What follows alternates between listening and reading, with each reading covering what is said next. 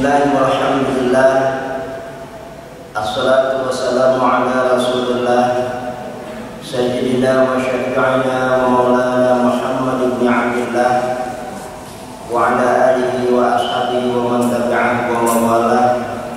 La hawla wa la quwwata illa billah, amma ba'du. Faqad qala Allah ta'ala fi kitabihil karim wa huwa asdaqul qailin. A'udzu billahi minasy syaithanir rajim. Bismillahirrahmanirrahim. Wa bataghi fima ataaqa Allahu daral akhirah wa la tansa nasibaka minad dunya wa ahsin kama ahsanallahu ilaik wa la tabghil fasada fil ard innallaha la yuhibbul mufsidin. Shadaqallahul azim. Ma'asyiral muslimin wal muslimat, jemaah sedang sholat subuh Masjid Al-Istiqomah Kompleks Bangun Reksa Indah yang senantiasa dimuliakan Allah Subhanahu wa taala. Alhamdulillah, kita senantiasa bersyukur kehadirat Allah Subhanahu wa taala atas segala nikmat, rahmat dan karunia-Nya yang dilimpahkan kepada kita, sehingga subuh ini kita bisa bermuajah kembali beribadah kepada Allah, ibadah mahdoh dengan sholat subuh berjamaah, dilanjutkan dengan ibadah ghairu mahdoh, yaitu dengan mengikuti kajian. Salawat dan salam semoga tetap tercurah kepada junjungan kita baginda Nabi besar Muhammad sallallahu alaihi wasallam, kepada keluarga, sahabat dan juga kepada seluruh pengikutnya yang istiqomah, insyaallah termasuk kita di dalamnya. Amin ya rabbal alamin. Ibu bapak jamaah yang dimuliakan Allah Subhanahu wa taala, salah satu dari karakteristik ajaran Islam adalah bersifat tawazun, yang artinya seimbang. Jadi Islam ini agama yang mengajarkan kepada umatnya konsep keseimbangan, yaitu keseimbangan antara dunia dan akhirat, keseimbangan antara akhirat dan dunia. Islam ini tidak hanya mengajarkan untuk meraih kebahagiaan di akhirat berupa surga, tapi juga memerintahkan umatnya untuk meraih sukses di dunia. Bukan cuma bahagia di akhirat saja, tapi juga bahagia di dunia perlu kita raih juga. Makanya kita diajarkan sebuah doa yang terkenal dengan doa sapu jagat. Ya, kita semua pasti sudah hafal ya. Rabbana atina fid dunya hasanah wa fil akhirati hasanah wa qina adzabannar. Ya Tuhan kami, berikan kami kebaikan di dunia dan di akhirat, dan hindarkanlah kami daripada siksa api neraka. Ini doa yang sangat luar biasa sekali ya. Sekali sapu langsung sejagat bersih gitu ya. Namanya sapu jagat, sekali nyapu sejagat bersih ya. Minta kebahagiaan dunia dan akhirat. Ya, bentuknya memang umum, pokoknya penting kebahagiaan dah. Ya, mau bentuknya apa kayak pokoknya penting bahagia. Kan hidup ini yang penting bahagia Pak ya. Yang penting bahagia hidup ini nomor satu. Yang penting bahagia dulu. Ya mas sekalian yang dirahmati Allah Subhanahu wa taala. Jadi Islam itu mengajarkan pertama meraih akhirat, yang kedua jangan lupakan dunia. Makanya tadi saya bacakan surat Al-Qasas ayat 77, kata Allah, wa bataghi fima ataqallahu daral akhirah wa la tansa nasibaka minad dunya. Cari kebahagiaan akhirat dengan anugerah yang Allah berikan kepadamu, dan jangan kamu lupakan nasibmu di dunia. Nah, kalau kita perhatikan susunan kalimatnya, Allah memprioritaskan akhirat, baru kemudian dunia. Kita disuruh mencari kebahagiaan akhirat, baru kemudian kebahagiaan dunia. Jangan dibalik. Ya, ini Quran ngajarin akhirat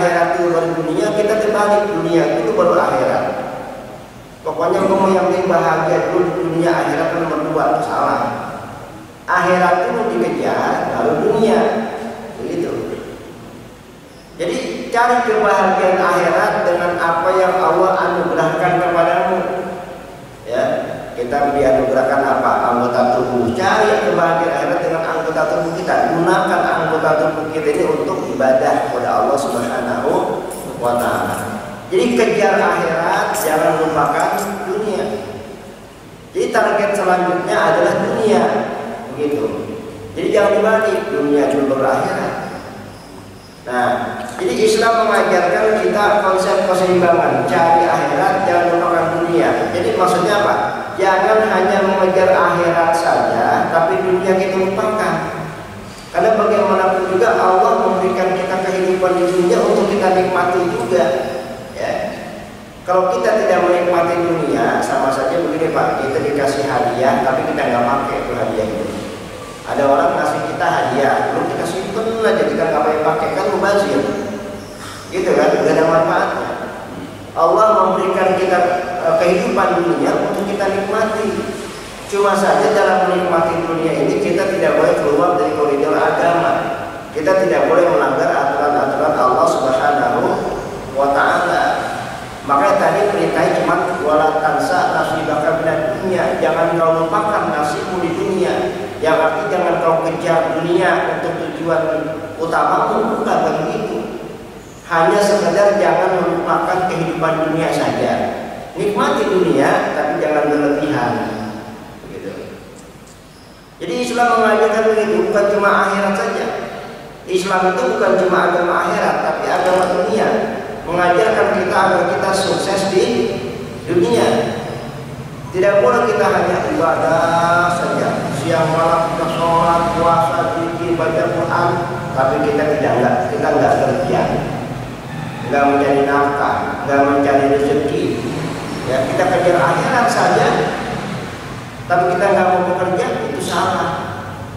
Sebagai contoh begini, dulu ada sahabat, ya, sahabat juga tidak semuanya agama benar semua, ya, itu yang diluruskan oleh Nabi, ya. Ada kalangan sahabat setiap hari kerjanya cuma di masjid aja, sholat, zikir, baca Quran dan sebagainya, nggak pernah keluar dari masjid. Lalu ditegur oleh Rasulullah, hei fulan, kamu nggak punya keluarga? Punya ya Rasul. Lalu kalau kamu di masjid terus, siapa yang menafkahi anak istrimu? Siapa yang bekerja untuk memberikan makan anak istrimu? Oh, pamanku ya Rasul. Pamanku adalah orang kaya. Aku titipkan anak istriku kepada pamanku, sementara aku cukup di masjid saja beribadah. Aku mohon supaya pamanku diberikan rezeki yang berlimpah. Apa kata Rasulullah? Sungguh pamanmu jauh lebih mulia daripada kamu. Sampai seperti itu, ya. Jadi nggak bisa kita hanya mengejar akhirat saja, sementara dunia tidak kita hiraukan, sedangkan kita punya tanggung jawab. Nah, maka berangkat dari sini, bekerja mencari nafkah, maka hukumnya wajib. Wajib kita bekerja. Ya, tentunya dengan sesuai dengan kapasitas kita. Kita punya kemampuan apa? Ya. Silakan yang mau jadi guru, silakan yang mau jadi karyawan, silakan yang mau jadi pejabat, silakan yang mau dagang, silakan. Pokoknya bekerja pekerjaan yang halal, itu perintah Allah Subhanahu wa Ta'ala. Nah, makanya di dalam surat Al-Jumu'ah sendiri Allah Subhanahu wa Ta'ala mengatakan apa? Fa idza qudiyatis sholatu fantashiru fil ardi wabtaghu min fadlillah. Kalau kamu sudah menunaikan sholat Jumat, bertebaranlah kalian ke muka bumi. Silakan cari karunia Allah, kerja. Yang kantor kembali ke kantor, yang dagang silakan kembali ke tokonya, yang ngajar silakan kembali ke sekolah, ke kampus. Ya. Tapi jangan lupa, wadkurullaha katsiran la'allakum tuflihun. Banyak-banyaklah kalian mengingat Allah agar kalian beruntung. Banyak-banyak mengingat Allah itu artinya dalam kesibukan bekerja itu jangan lupakan Allah. Jangan saking asiknya kerja lalu sholat ditinggal, Quran juga nggak pernah dibuka, gitu. Jadi setelah sholat dilaksanakan, ibadah mahdohnya dilaksanakan, silakan kembali bekerja. Itu perintah Allah Subhanahu wa Ta'ala. Nah, maka dalam Islam bekerja itu hukumnya adalah wajib, bahkan bernilai ibadah kalau niat kita benar. Niatnya benar dan dengan cara-cara yang benar, maka bekerja kita ini bisa bernilai ibadah. Makanya jangan salah Pak, kita capek-capek berangkat dari pagi, pulang sore, bahkan sampai malam lembur. Bekerja kita ini nggak bernilai ibadah, rugi sekali. Maka jangan salah niat. Nah makanya pada pagi ini kita akan membahas bagaimana bekerja itu bisa bernilai ibadah. Pekerjaan bisa bernilai ibadah itu dengan syarat-syarat tertentu. Jadi tidak asal bekerja lalu dapat pahala bernilai ibadah, enggak. Ada syarat-syarat tertentu. Apa syaratnya? Ini yang akan kita bahas. Pertama, niatnya harus lillahi ta'ala. Kita berangkat dari pagi dari rumah, ya Allah saya niat berangkat ke kantor bekerja untuk memenuhi perintah-Mu ya Allah. Untuk memenuhi tanggung jawab hamba kepada anak dan istri hamba dan keluarga hamba ya Allah. Niat lillahi ta'ala, bukan niat yang lain, bukan niat mencari kekayaan, bukan niat mencari dunia, bukan niat mencari materi ya. Niatnya karena Allah Subhanahu wa Ta'ala. Itu yang pertama. Lalu yang kedua, pekerjaannya itu jelas halalnya. Kalau pekerjaan yang merupakan pekerjaan yang haram, ya bekerjanya saja sudah haram, gimana bisa bernilai ibadah? Misal bekerja di bar, di diskotik, di tempat-tempat maksiat, ya itu bekerjanya saja sudah berdosa. Bekerja di tempat itu, bagaimana bisa mendatangkan pahala? Bagaimana kita bisa bernilai ibadah? Jadi pekerjaan itu jelas halal. Ya, kalau dagang yang diperdagangkan itu barang-barang yang halal. Kalau jual minuman keras, ya, jual minuman keras itu jelas halal. Itu kan termasuk jual beli yang dilarang, jual beli yang diharamkan, menjual barang-barang yang haram. Karena begini, halal itu terbagi menjadi dua. Ada halal dzati, ada halal kasbi. Ya. Halal dzati itu bendanya yang memang halal. Misalnya kita berdagang, jual beli, misalnya kita jualan kopi dah, ya, ada warung kopi. Kopi itu kan termasuk benda yang halal, ya kan? Bukan cuma caranya, tapi juga memang bendanya halal. Ya, tadi saya minum tuh, halal. Apalagi warung Indomie, warung bubur Indomie itu kan halal, itu halal dzati. Jualan sembako kan halal, beras dan kawan-kawannya halal, itu dzati, zatnya yang halal. Kemudian halal kasbi, usahanya, ya. Usaha yang tidak bertentangan dengan agama. Sebab banyak orang yang bekerja di tempat yang halal, tapi caranya salah. Caranya itu tercampur dengan hal-hal yang haram, atau mungkin saja jadi menggunakan cara-cara yang haram. Jualan, misalnya jualan buah, ya. Jualan buah itu kan halal, zatnya halal, tapi kadang-kadang menyumbangnya itu cuma yang aturan sekilo diganjel jadi 9 on, supaya dapat untung banyakan.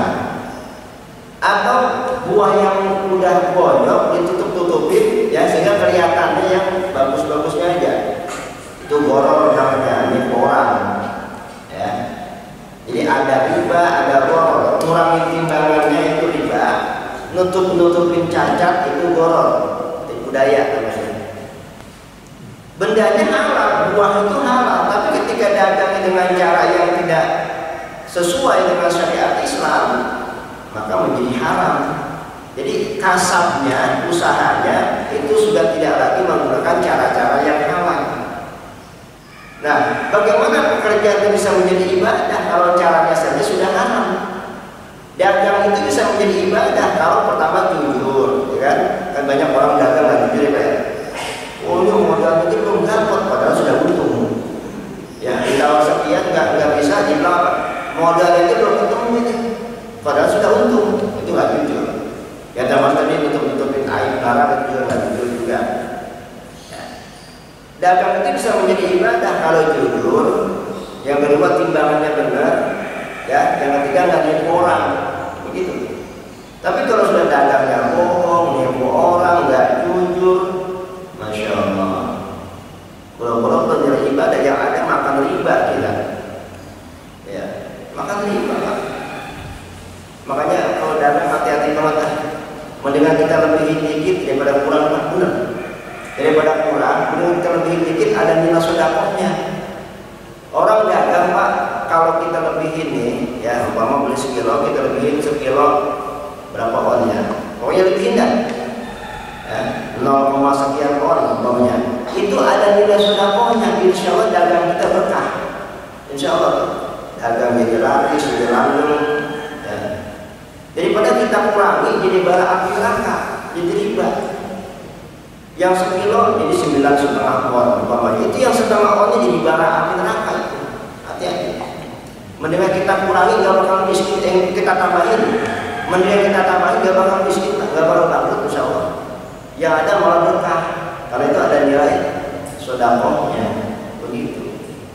Dulu para sahabat Rasul kalau dagang begitu Pak, selalu gitu dilebihin supaya ada nilai sedekahnya. Gitu. Nah, jadi pekerjaannya jelas halal, insya Allah kalau niatnya benar bernilai ibadah.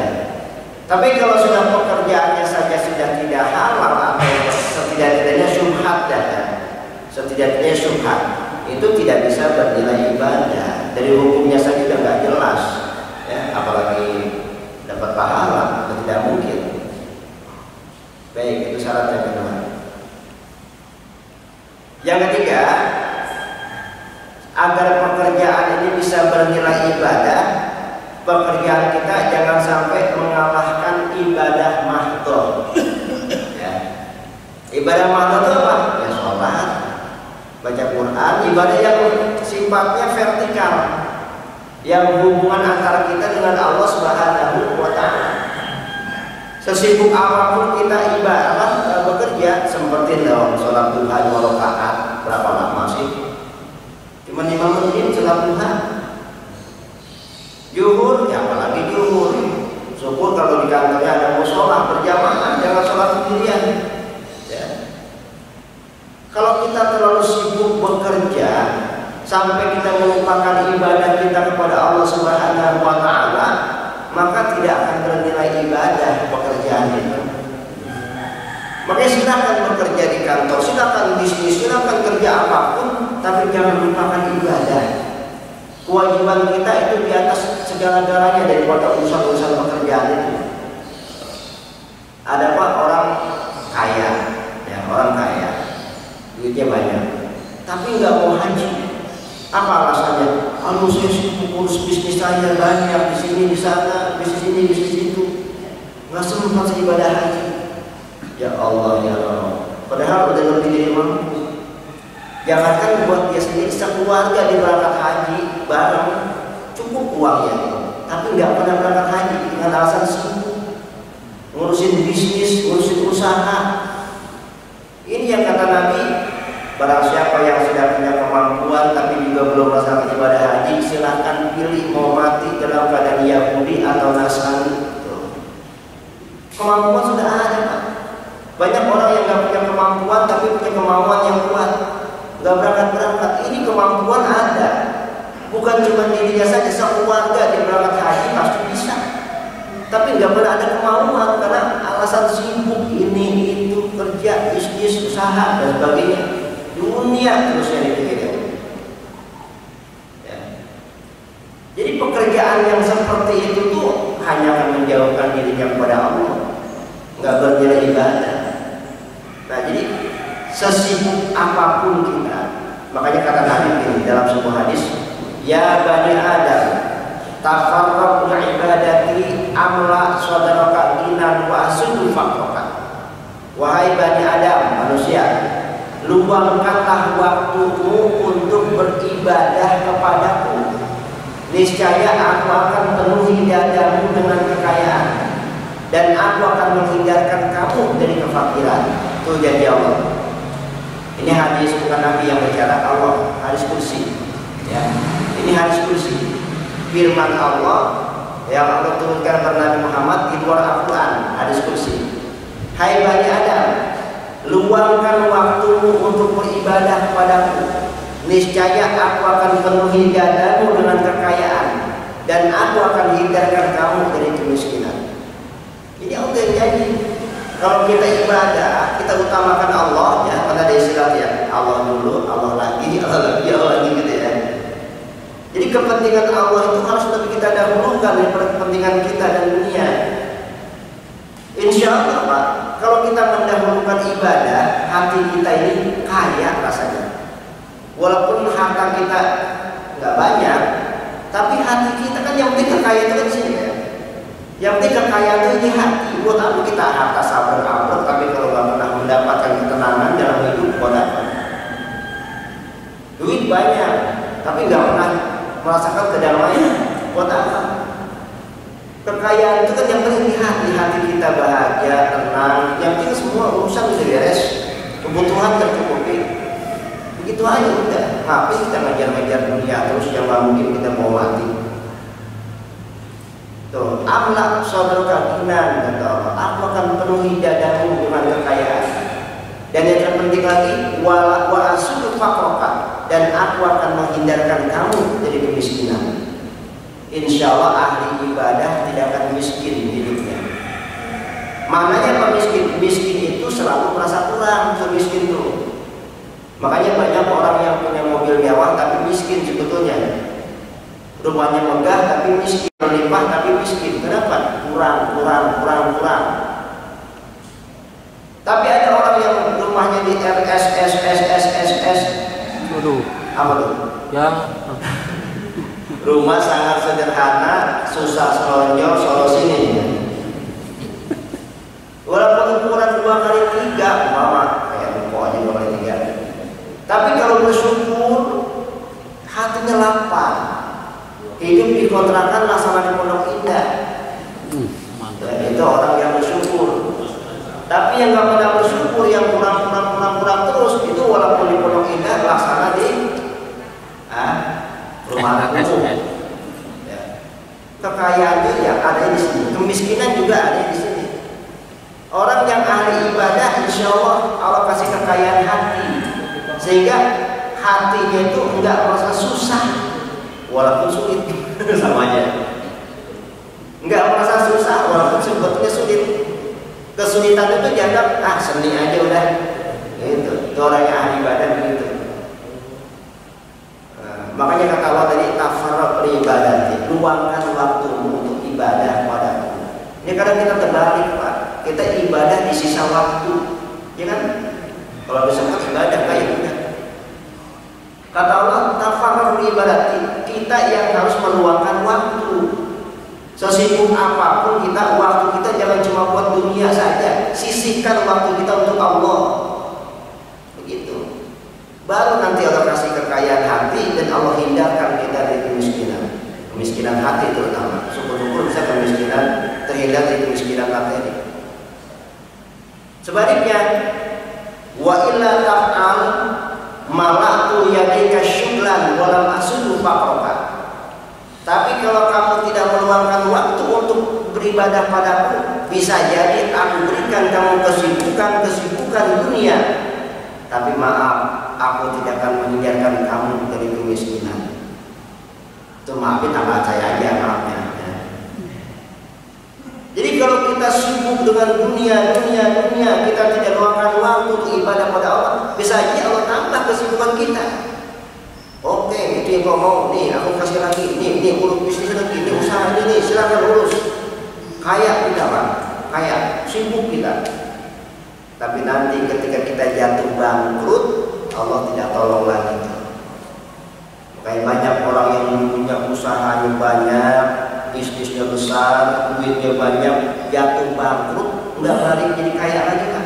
Kenapa? Itu tadi Allah sudah kasih istidraj di depan. Gara-gara kita jauh dari Allah. Ya. Makanya jangan bangga dulu kalau kita kaya. Jangan senang dulu kalau kita hidup berlebih. Belum tentu itu merupakan nikmat dari Allah. Yang kita khawatir itu merupakan istidraj. Tahu istidraj ya? Istidraj itu pemberian. Allah berikan kita apa yang kita mau, tapi nanti Allah ancam dengan kesengsaraan belakangnya. Itu istidraj. Kemudian kita hidup biasa aja Pak, ya. Mendingan berangkat dari nol dulu dah, ya. Berangkat dari nol dulu, tapi kita dekati Allah, kita ibadah, lama-lama hidup kita makin baik. Itu. Mendingan begitu daripada kita kaya, mewah, punya segalanya, jauh dari Allah, bangkrut, habis-habisan nggak balik lagi ke Tuhan. Jadi luangkan waktu untuk ibadah mahdoh kepada Allah. Jadi pekerjaan kita kalau hanya membuat kita jauh dari Allah, kita tidak laksanakan ibadah, itu tidak bernilai ibadah. Bekerjanya kita tidak bernilai ibadah. Sibuk bisnis itu sampai-sampai nggak sempat ibadah haji. Sibuk ngurus usaha sampai-sampai nggak sempat meluangkan waktu untuk ibadah kepada Allah, itu tidak akan bernilai ibadah. Yang semacam itu. Ya mas sekalian yang dirahmati Allah Subhanahu wa taala. Baik. Yang keempat, pekerjaan akan bernilai ibadah kalau tujuannya bukan untuk hidup bermewah-mewahan. Ya. Ada orang yang semangat bekerja, ya gairah kerjanya luar biasa, tapi apa? Supaya pengen kaya. Nggak mau kalah sama tetangganya, ya. Tetangganya membangun rumah, semangat kerja dia supaya pengen kayak dia, bahkan lebih dari dia. Dan orang hasad itu kali ya, selalu pengen lebih dari orang lain. Itu. Jadi kalau mau orientasi kerjanya hanya untuk bermewah-mewahan, pengen lebih kaya dari orang lain, pengen lebih cukup dari orang lain, itu nggak bernilai ibadah. Karena sama dengan itu. Apa namanya, kalau dalam bahasa Al-Quran itu at-takatsur, makanya dijadikan nama surat itu at-takatsur, bermegah-megahan. Kata Allah, alhaakumut takatsur hatta zurtumul maqabir kalla sawfa ta'lamun tsumma kalla sawfa ta'lamun. Alhaakumut takatsur, hidup bermegah-megahan telah melalaikan kalian. Tuh, ngejar dunia, pengen kaya, pengen punya mobil mewah, pengen punya rumah megah, pengen punya harta banyak, melalaikan kita kepada Allah Subhanahu wa taala. Kayak tadi itu nggak sempat ibadah. Pengen lebih kaya dari orang lain, itu takatsur namanya, bermegah-megahan. Hatta zurtumul maqabir, sampai kalian itu masuk ke liang kubur. Kalla sawfa ta'lamun, jangan, kata Allah, nanti kamu akan tahu akibatnya. Tsumma kalla sawfa ta'lamun, jangan, Allah ulangi lagi, jangan, nanti kamu akan tahu akibatnya. Jadi orang yang hidupnya bermegah-megahan, ya, yang orientasi kerja itu hanya untuk mencari kemewahan, nanti akan ada akibat yang dia tidak inginkan. Contohnya Fir'aun, kayak kurang kaya apa ya Fir'aun, ya kan? Kunci gudangnya saja yang bawa onta, bukan orang kan? Satu B-nya itu baru kuncinya, belum pintunya segede ala ini. Apa segede ala ini? Gede banget. Pintunya gede banget karena gudang juga gede banget. Isinya emas, perak, perhiasan, duit. Kuncinya yang bawa onta, saking kayanya. Tapi apa akibatnya? Karena dia lupa dengan janji-janjinya ketika dia masih miskin dulu, ya, hartanya dihampur-hampurkan di jalan maksiat. Semakin jauh dia dari Allah Subhanahu wa taala, akhirnya apa? Allah kasih hukuman, Allah ambleskan seluruh harta kekayaan Fir'aun ke dalam perut bumi. Itu yang Allah katakan walam asudul faqr tadi. Aku tidak akan menghindarkan kamu dari kefakiran. Hidup bermegah-megahan, kerjanya hanya untuk supaya punya ini, punya itu, supaya lebih kaya dari si anu, lebih kaya dari si anu, ya, itu hanya tidak akan membuahkan pahala pekerjaannya itu, tidak akan bernilai ibadah. Hidup bermegah-megahan. Baik. Kemudian yang kelima, agar ibadah ini agar pekerjaan kita menjadi ibadah pada Allah Subhanahu wa taala, pekerjaan ini harus dilakukan secara profesional dan bertanggung jawab. Apapun pekerjaan kita lakukan secara profesional dalam rangka berkhidmat untuk umat, berkhidmat untuk masyarakat. Ya, kita kerja umpamanya, kita memberikan layanan-layanan yang maksimal.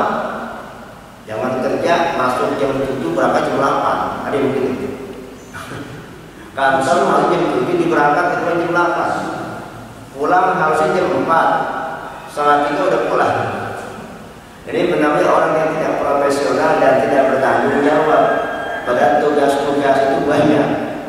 Maka apa? Korupsi itu bukan cuma berupa uang, Pak, tapi juga bisa berupa waktu. Kan kita sudah kontrak umpamanya ya, kerja nih, masuk jam 7 umpama ya, pulang jam 4, ternyata berangkat jam 8, pulang jam 3. Ini sudah korupsi waktu. Hati-hati itu. Waktu yang seharusnya kita pakai untuk bekerja, ya, itu nanti akan menjadi ya sama seperti kita korupsi uang, ya, akan dimintakan pertanggungjawaban di hadapan Allah Subhanahu wa taala. Kata Rasulullah SAW, kullukum ra'in wa kullukum mas'ulun an ra'iyati. Setiap kalian adalah pemimpin dan setiap kalian akan dimintakan pertanggungan jawab tentang apa yang kalian pimpin. Walaupun kita bukan pimpinan, tapi kalau sudah diberikan amanah, berarti kita pemimpin juga, pemimpin buat diri sendiri. Kita sudah diberikan amanah, maka nanti amanah itu akan dimintakan pertanggungan jawab di hadapan Allah Subhanahu wa taala. Jadi pekerjaan apapun yang kita geluti, profesi apapun yang kita miliki, harus kita kerjakan secara profesional kalau kita pengen bernilai ibadah pada Allah Subhanahu wa taala. Yang terakhir, agar pekerjaan kita bisa bernilai ibadah, jangan lupa hasil dari pekerjaan kita itu gunakan untuk berjuang, berinfak di jalan Allah Subhanahu wa taala.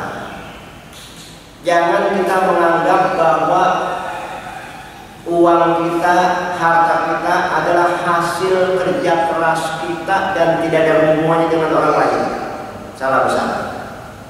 Allah Subhanahu wa taala telah mengingatkan kita dalam beberapa ayatnya dengan redaksi yang sama, wa fi amwalihim haqqun lis-sa'ili wal mahrum. Di dalam harta orang-orang kaya, di situ ada hak fakir miskin, baik yang meminta-minta maupun yang tidak meminta-minta. Jadi kita punya harta dari hasil kerja keras kita, ya, itu ada hak orang lain.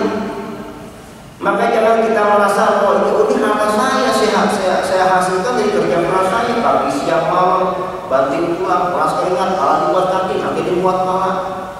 Ini harta saya, hasil kerja keras saya. Kenapa harus saya berikan pada orang lain? Insya Allah. Jadi yang namanya harta itu tidak lebih sebagai titipan dari Allah Subhanahu wa taala. Jangan lupa, walaupun kita mempunyai hasil kerja keras kita, kalau bukan dari pertolongan Allah, belum tentu kita bisa kerja, kan? Banyak orang lain yang nganggur seumur umur, ya, bertahun-tahun nganggur. Kita bekerja itu karena Allah Subhanahu wa taala yang memberikan kita anugerah. Makanya harus disyukuri. Caranya bagaimana? Saling berbagi. Saling berbagi itu cara bersyukur, mensyukuri nikmat berupa pekerjaan yang diberikan Allah Subhanahu wa taala. Jangan lantas mengatakan ini hasil kerja keras saya, nggak ada hubungannya dengan orang lain. wa fi amwalihim haqqun lisaili wal mahrum. Di dalam harta orang-orang yang punya kelebihan itu ada hak fakir miskin, yang baik yang meminta-minta maupun yang malu. Sebab orang miskin itu ada dua, Pak. Ada orang miskin yang berani minta-minta, ya, mentalnya muka tembok lah. Ya kadang-kadang terpaksa juga ya, daripada anak ini nggak makan diminta juga ya. Ada juga yang nggak mau minta-minta karena malu, menjaga harga diri, menjaga ifah, istilahnya itu bahasa agamanya ifah, harga diri. Pokoknya apapun yang terjadi kita jangan sampai minta-minta. Ya, dapat rezeki makan, nggak puasa misalnya. Ini orang miskin yang menjaga ifahnya, harga dirinya. Orang miskin ada lagi orang miskin yang berani meminta-minta, ya itu pun masih wajar karena memang miskin. Ya, yang nggak wajar itu udah punya mobil masih minta-minta. Ya, ada kan? Banyak. Ini di pinggir jalan itu orang pengemis, punya komplek kampungnya. Ini rumahnya bagus-bagus. Di sini aja kelihatan gembel. Kan ada di YouTube tuh, pengemis punya penghasilan sehari 300.000. Ya Allah, sehari 300.000 itu pengemis, Pak. Itu kalau dikalikan 30 hari lah 9 juta. Mana gaji saya? Saya ngajar di kampus nggak sampai segitu gaji saya. Jadi pengemis sehari 300, sebulan 9 juta. Ya Allah. Jawab sekalian dari Allah Subhanahu Wa Taala kembali. Jadi agar pekerjaan kita bisa bernilai ibadah, hasil yang kita dapatkan jangan lupa kita saling berbagi. Lihat kiri kanan kita, tetangga kita, ada yang nggak makan, ada yang nggak masak, ada yang nggak bisa menyekolahkan anaknya, begitu. Jangan sampai kata Nabi ini, laisa min ummati man bata yaumu sab'ana wa yamuhu ja'irun wa huwa ya'lamu bihi. Bukan golongan umatku orang yang sehari-harinya perutnya kenyang, sementara ada tetangganya yang kelaparan dan dia diam saja padahal dia tahu. Ya Allah, nggak diakui Pak kita sebagai umat Nabi. Makan enak, perut kenyang, duit cukup, anak mau sekolah di luar negeri malah. Paling tidak di sekolah-sekolah yang munafik. Tapi ada tetangganya kelaparan, nggak bisa makan karena memang nggak ada yang dimakan. Ya Pak ya? Kalau kita nggak bisa makan karena sakit, ya kebanyakan duit makan apa aja jadi penyakit. Ujung-ujung malah nggak bisa makan. Sakit. Enak amat ya. Duit banyak nggak bisa makan. Ini ada orang yang nggak bisa makan karena memang nggak ada yang dimakan. Apa yang dimakan? Orang miskin. Kita tahu ada tetangga kita yang lapar, nggak makan, kita diam saja. Laisa min ummati, kata Nabi, bukan umatku. Dari aku kita sebagai umat Rasul. Makanya kalau mengaku cinta kepada Rasulullah, cintai juga orang-orang yang dicintai oleh Rasulullah. Siapa? Fakir, miskin, dan anak-anak yatim. Kita mengaku cinta kepada Rasulullah. Enggak cukup Pak kita sholawatan 10.000 kali untuk membuktikan cinta kita kepada Rasul. Kalau kita diam saja melihat orang miskin kita nggak bantu, lagi belum dianggap sebagai umat Rasul. Nah, makanya jangan lupa tuh kalau kita sukses punya rezeki, lihat di negara kita, ya. Ada nggak tetangga kita di sini yang masih kekurangan? Itu saling berbagi. Kalau perlu jadi orang tua asuhnya, kalau perlu biayai kehidupannya, biayai sekolahnya dan sebagainya. Ya mas sekalian dirahmati Allah Subhanahu Wa Taala, itulah 6 syarat agar pekerjaan kita ini bisa bernilai ibadah. Kalau 6 syarat itu tidak ada, maka bisa jadi pekerjaan kita tidak lebih dari urusan-urusan dunia saja. Saya ulangi supaya nggak lupa ya. Supaya pekerjaan kita bisa bernilai ibadah ada 6 syaratnya. Yang pertama, niatkan karena Allah Subhanahu Wa Taala. Yang kedua, pekerjaannya harus jelas halalnya. Yang ketiga, tidak mengalahkan ibadah mahdohnya kepada Allah. Yang keempat, tidak untuk bermewah-mewahan. Yang kelima, dilakukan dengan profesional dan penuh tanggung jawab. Dan yang keenam, hasilnya dinafkahkan di jalan Allah Subhanahu wa ta'ala. Mudah-mudahan pekerjaan yang kita geluti selama ini memenuhi 6 syarat tadi. Amin. Ya Rabbal alamin. Supaya pekerjaan kita itu bukan terorientasi untuk urusan dunia, tapi menghasilkan ibadah kepada Allah Subhanahu wa ta'ala. Demikian yang dapat saya sampaikan, mudah-mudahan ada manfaatnya. Dan kurangnya mohon maaf. Billahi taufiq wal hidayah. Wassalamualaikum warahmatullahi wabarakatuh. Waalaikumsalam warahmatullahi wabarakatuh. Alhamdulillah, jazakallahu khairan pada Ustaz Haji Syarif Mufti yang telah menyampaikan pelajarannya pada pagi hari ini, yaitu terkait masalah jadikan pekerjaan kita sebagai nilai ibadah. Banyak hal yang sudah disampaikan, mudah-mudahan bisa kita terapkan dalam kehidupan sehari-hari. Kita langsung pada sesi tanya jawab, silakan. Satu, ada lagi? Ibu-ibu, ada ibu?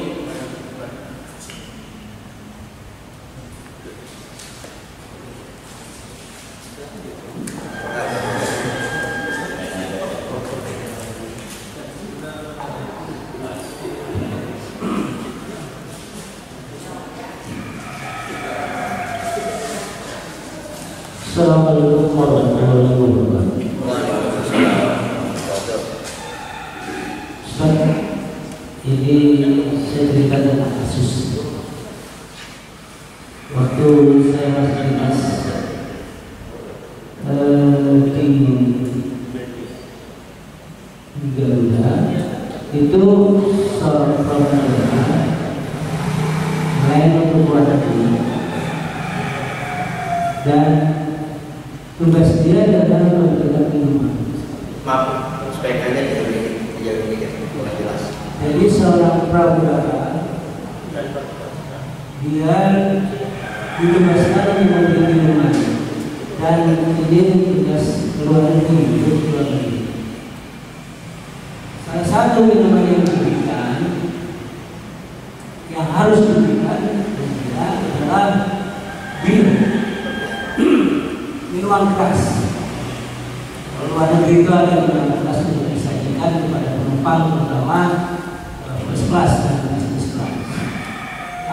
Orang ini sebagai pramugara tidak bersedia karena merasa beriman, tidak bersedia melayani sebagai tugasnya, karena dia menggunakan bir, dia merasa berdosa.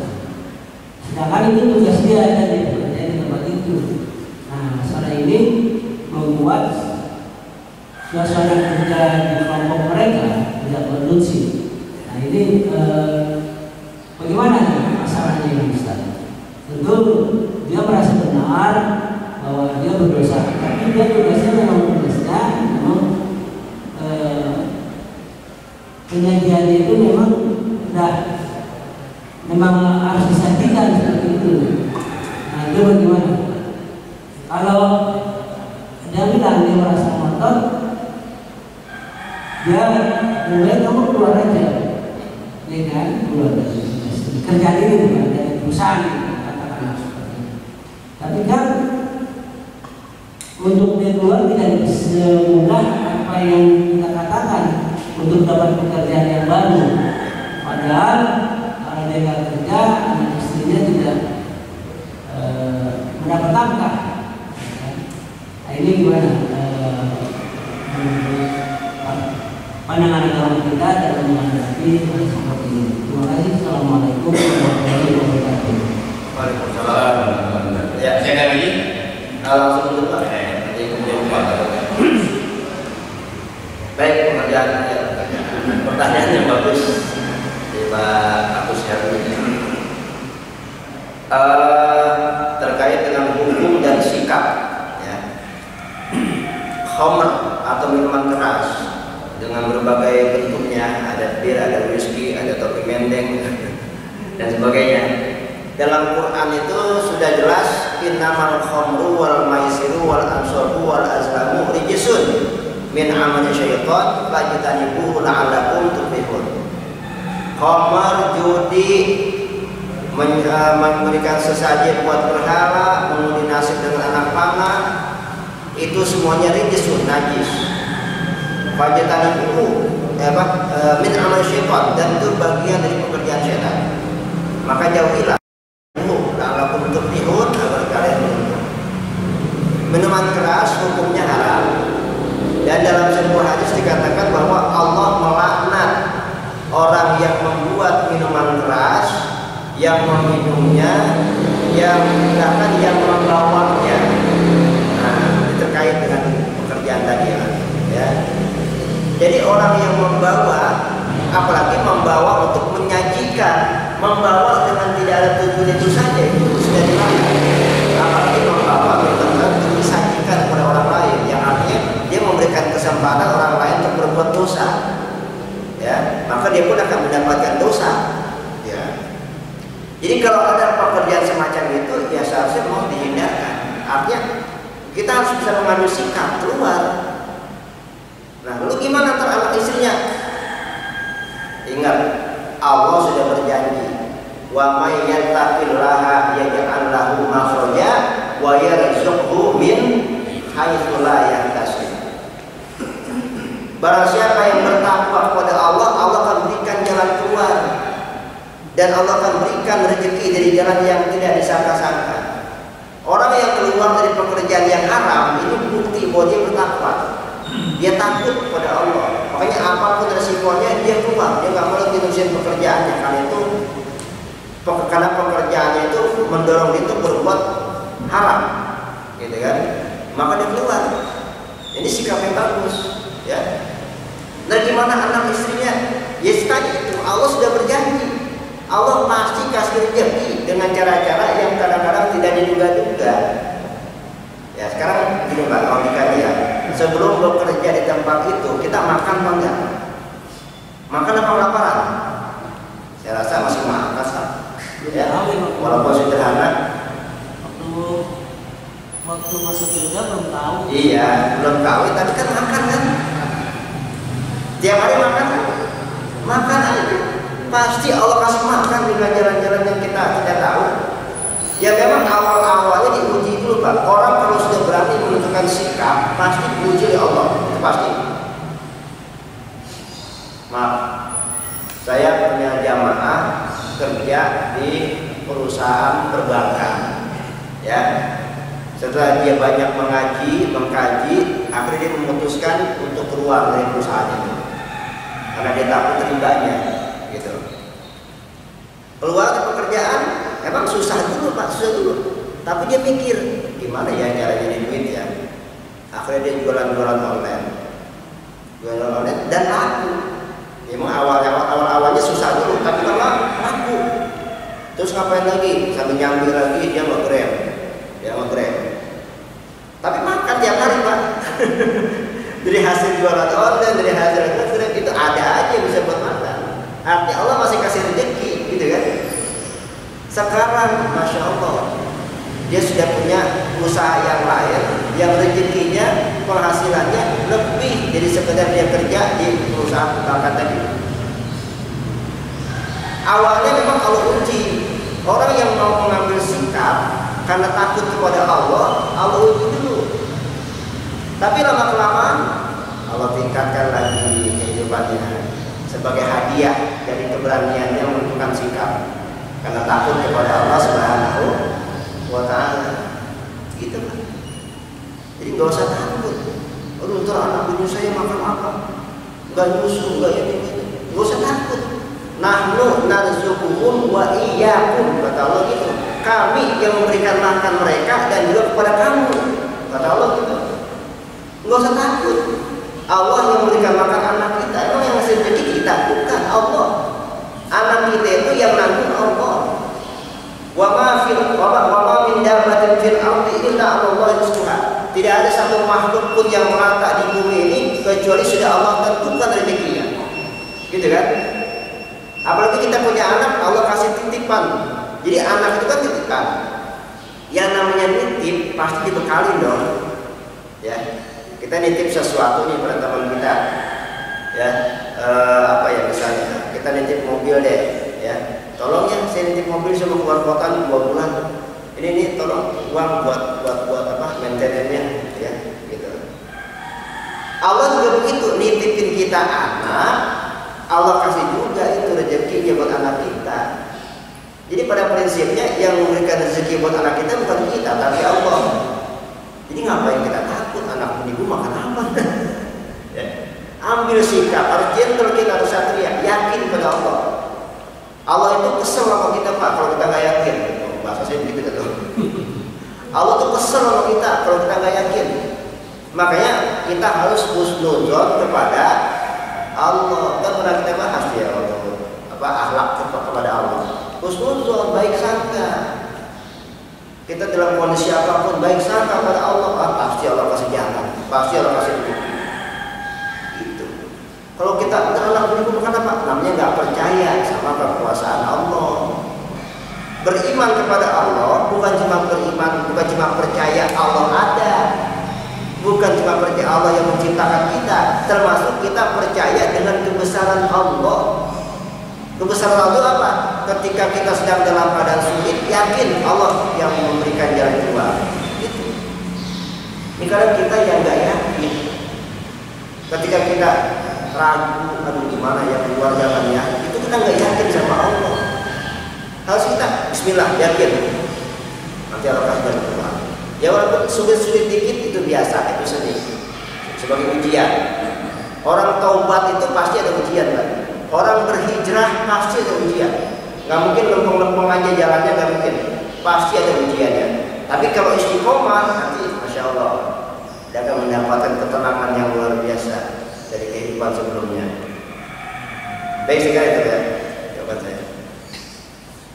Baik, alhamdulillah saya ucapkan terima kasih sekali lagi untuk Ustaz kita. Semoga Allah menambah kebaikan untuk beliau dan untuk kita semua. Dan marilah kita pada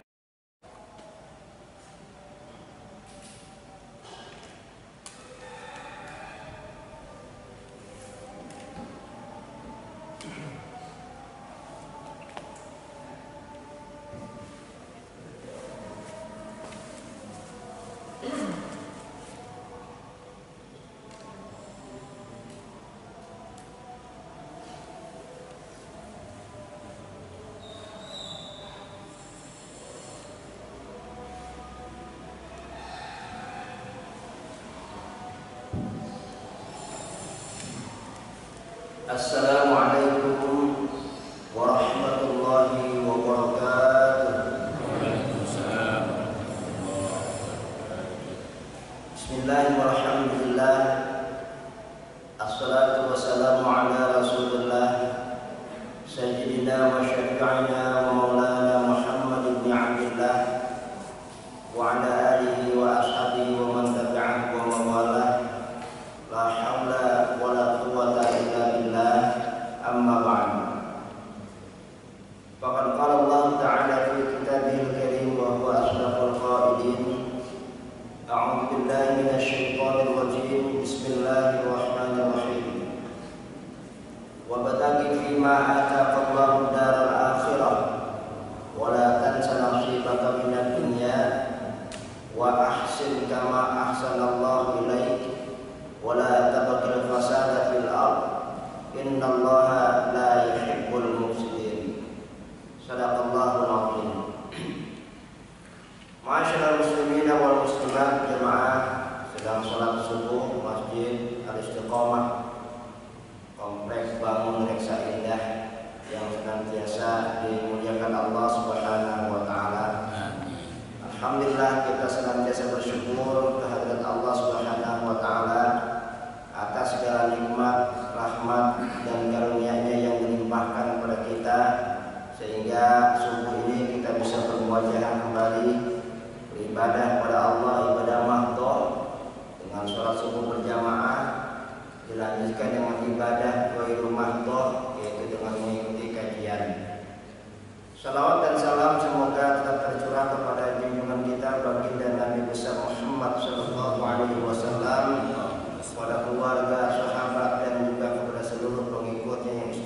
istiqomah, insyaallah termasuk kita di dalamnya.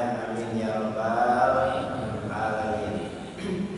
Ibu bapak jamaah yang dimuliakan Allah Subhanahu wa taala, salah satu dari karakteristik ajaran Islam adalah bersifat tawazun, yang artinya seimbang.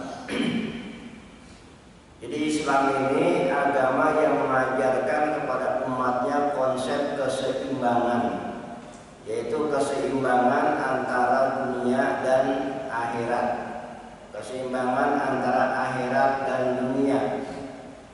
Islam ini tidak hanya mengajarkan untuk meraih kebahagiaan di akhirat berupa surga, tapi juga memerintahkan umatnya untuk meraih sukses di dunia. Bukan cuma bahagia di akhirat saja, tapi juga bahagia di dunia perlu kita raih juga. Makanya kita diajarkan sebuah doa yang terkenal dengan doa sapu jagat. Ya, kita semua pasti sudah hafal ya Pak ya. Rabbana atina fid dunya hasanah wa fil akhirati hasanah wa qina adzabannar. Ya Tuhan kami, berikan kami kebaikan di dunia dan di akhirat, dan hindarkanlah kami daripada siksa api neraka. Ini doa yang sangat luar biasa sekali ya. Sekali sapu langsung sejagat bersih gitu ya. Namanya sapu jagat. Sekali nyapu sejagat bersih. Ya, minta kebahagiaan dunia dan akhirat. Ya, bentuknya memang umum, pokoknya penting kebahagiaan dah. Ya, mau bentuknya apa kayak pokoknya penting bahagia. Kan hidup ini yang penting bahagia Pak ya. Yang penting bahagia hidup ini nomor satu. Yang penting bahagia dulu. Ya mas sekalian yang dirahmati Allah Subhanahu wa taala. Jadi Islam itu mengajarkan pertama meraih akhirat, yang kedua jangan lupakan dunia. Makanya tadi saya bacakan surat Al-Qasas ayat 77, kata Allah, "Wabtaghi fima ataqallahu daral akhirah wa la tansa nasibaka minad dunya." Cari kebahagiaan akhirat dengan anugerah yang Allah berikan kepadamu, dan jangan kamu lupakan nasibmu di dunia. Nah, kalau kita perhatikan susunan kalimatnya, Allah memprioritaskan akhirat, baru kemudian dunia. Kita disuruh mencari kebahagiaan akhirat, baru kemudian kebahagiaan dunia. Jangan dibalik. Ya, ini Quran ngajarin akhirat dulu baru dunia, kita terbalik, dunia dulu baru akhirat. Pokoknya kamu yang penting bahagia dulu di dunia, akhirat kan nomor dua. Salah. Akhirat dulu dikejar, baru dunia. Begitu. Jadi cari kebahagiaan akhirat dengan apa yang Allah anugerahkan kepadamu. Ya, kita dianugerahkan apa? Anggota tubuh. Cari kebahagiaan akhirat dengan anggota tubuh kita. Gunakan anggota tubuh kita ini untuk ibadah kepada Allah Subhanahu wa taala. Jadi kejar akhirat, jangan lupakan dunia. Jadi target selanjutnya adalah dunia. Begitu. Jadi jangan dibalik, dunia dulu baru akhirat. Nah, jadi Islam mengajarkan kita konsep keseimbangan, cari akhirat, jangan lupakan dunia. Jadi maksudnya apa? Jangan hanya mengejar akhirat saja, tapi dunia kita lupakan. Karena bagaimanapun juga Allah memberikan kita kehidupan di dunia untuk kita nikmati juga. Ya. Kalau kita tidak menikmati dunia, sama saja begini Pak, kita dikasih hadiah, tapi kita nggak pakai itu hadiah itu. Ada orang ngasih kita hadiah, belum dikasih pun aja kita nggak pakai, kan mubazir. Gitu kan, nggak ada manfaatnya. Allah memberikan kita kehidupan dunia untuk kita nikmati. Cuma saja dalam menikmati dunia ini kita tidak boleh keluar dari koridor agama. Kita tidak boleh melanggar aturan-aturan Allah Subhanahu wa taala. Makanya tadi perintahnya cuma wala tansa nasibaka minad dunya, jangan kau lupakan nasibmu di dunia. Yang arti jangan kau kejar dunia untuk tujuan utamamu, bukan begitu. Hanya sekedar jangan melupakan kehidupan dunia saja. nikmati dunia tapi jangan berlebihan. Jadi Islam mengajarkan begitu, bukan cuma akhirat saja. Islam itu bukan cuma agama akhirat, tapi agama dunia. Mengajarkan kita agar kita sukses di dunia. Tidak boleh kita hanya ibadah saja, siang malam kita sholat, puasa, zikir, baca Quran, tapi kita nggak kerja, nggak mencari nafkah, nggak mencari rezeki. Ya, kita kejar akhirat saja, tapi kita nggak mau bekerja, itu salah. Sebagai contoh begini, dulu ada sahabat, ya, sahabat juga tidak semuanya agama benar semua, ya, itu yang diluruskan oleh Nabi, ya. Ada kalangan sahabat setiap hari kerjanya cuma di masjid aja, sholat, zikir, baca Quran dan sebagainya, nggak pernah keluar dari masjid. Lalu ditegur oleh Rasulullah, "Hei, fulan, kamu nggak punya keluarga?" "Punya ya Rasul." "Lalu kalau kamu di masjid terus, siapa yang menafkahi anak istrimu? Siapa yang bekerja untuk memberikan makan anak istrimu?" "Oh, pamanku ya Rasul. Pamanku adalah orang kaya. Aku titipkan anak istriku kepada pamanku, sementara aku cukup di masjid saja beribadah. Aku mohon supaya pamanku diberikan rezeki yang berlimpah." Apa kata Rasulullah? "Sungguh pamanmu jauh lebih mulia daripada kamu." Sampai seperti itu, ya. Jadi nggak bisa kita hanya mengejar akhirat saja, sementara dunia tidak kita hiraukan, sedangkan kita punya tanggung jawab. Nah, maka berangkat dari sini, bekerja mencari nafkah, maka hukumnya wajib. Wajib kita bekerja. Ya, tentunya dengan sesuai dengan kapasitas kita. Kita punya kemampuan apa? Ya.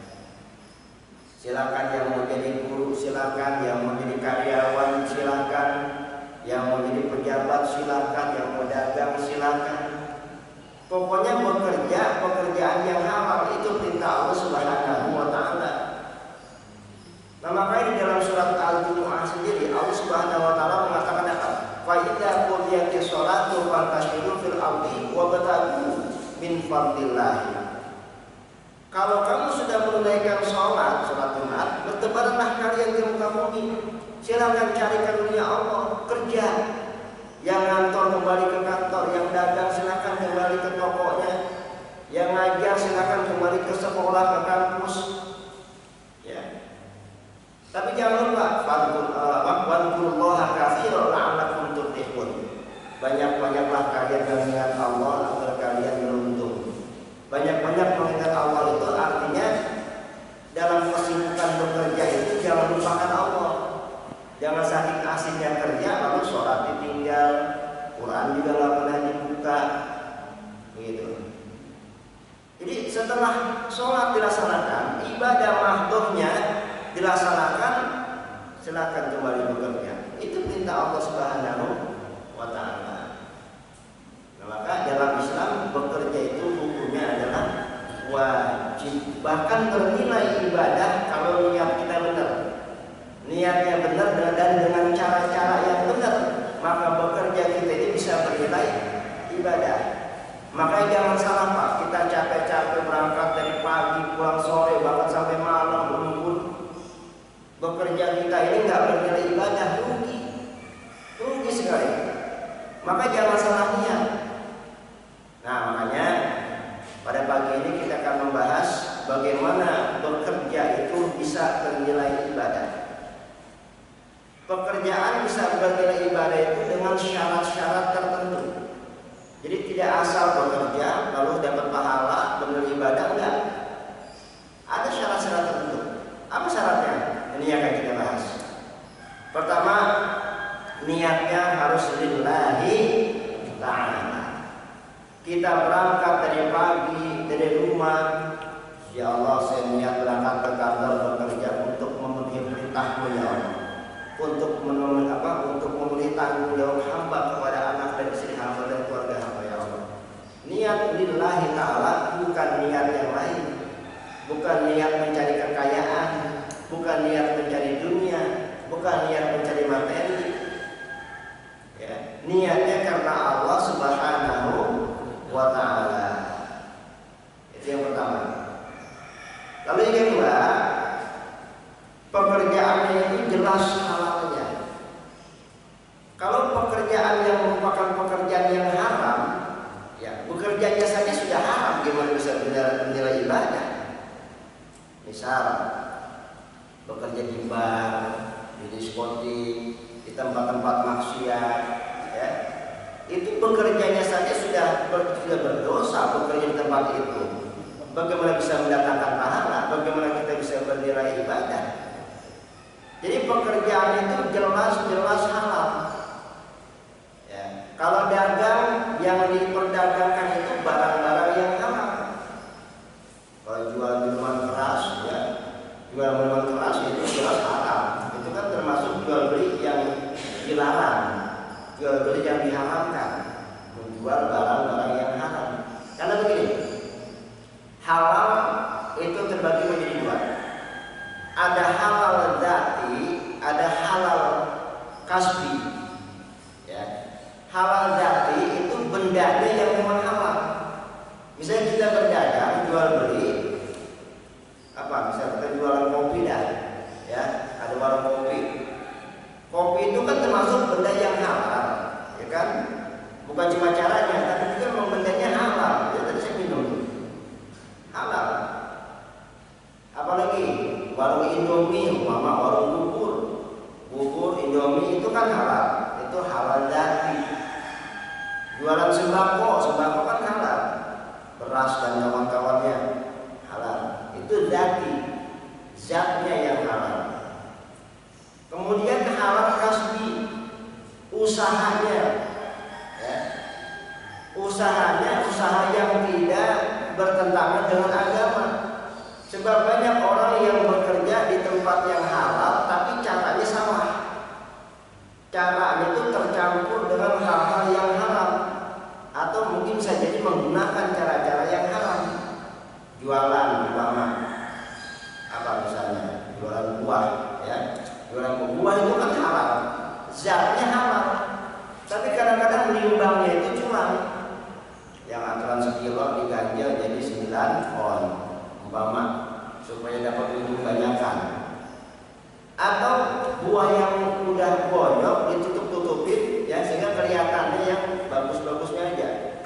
Itu goror namanya, ini orang, ya. Jadi ada riba, ada goror. Ngurangin timbangannya itu riba, nutupin cacat itu goror, tipu daya namanya. Bendanya halal, buah itu halal, tapi ketika dagangnya dengan cara yang tidak sesuai dengan syariat Islam, maka menjadi haram. Jadi kasabnya, usahanya itu sudah tidak lagi menggunakan cara-cara yang halal. Nah, bagaimana pekerjaan itu bisa menjadi ibadah kalau caranya saja sudah haram? Dagang itu bisa menjadi ibadah kalau pertama jujur, ya kan? Kan banyak orang dagang nggak jujur, ya Pak. Oh, ini modal itu belum dapat, padahal sudah untung. Ya, kalau sekian nggak bisa dibilang apa? Modal itu belum ketemu ini, padahal sudah untung. Itu nggak jujur. Ya, termasuk tadi nutupin aib barang itu nggak jujur juga. Ya. Dagang itu bisa menjadi ibadah kalau jujur. Yang kedua timbangannya benar, ya. Yang ketiga nggak nipu orang, begitu. Tapi kalau sudah dagangnya bohong, nipu orang, nggak jujur, masya Allah. Kalau penilai ibadah yang ada makan riba kita, ya, makan riba Pak. Makanya kalau dagang hati-hati banget. Mendingan kita lebihin dikit daripada kurang, benar. Daripada kurang, mendingan kita lebihin dikit ada nilai sedekahnya. Orang dagang Pak, kalau kita lebihin nih, ya, umpama beli sekilo, kita lebihin sekilo berapa onnya? Pokoknya lebihin dah. Ya, 0, sekian on umpamanya. Itu ada nilai sedekahnya, insya Allah dagang kita berkah. Insya Allah dagang jadi laris, jadi langgeng. Ya. Daripada kita kurangi jadi bara api neraka, jadi riba. Yang sekilo jadi 9,5 on umpamanya. Itu yang setengah onnya jadi bara api neraka. Hati-hati. Mendingan kita kurangi, gak bakal miskin. Kita tambahin, mendingan kita tambahin, gak bakal miskin, gak bakal bangkrut insya Allah. Yang ada malah berkah, karena itu ada nilai sedekahnya. Begitu. Dulu para sahabat Rasul kalau dagang begitu Pak, selalu begitu.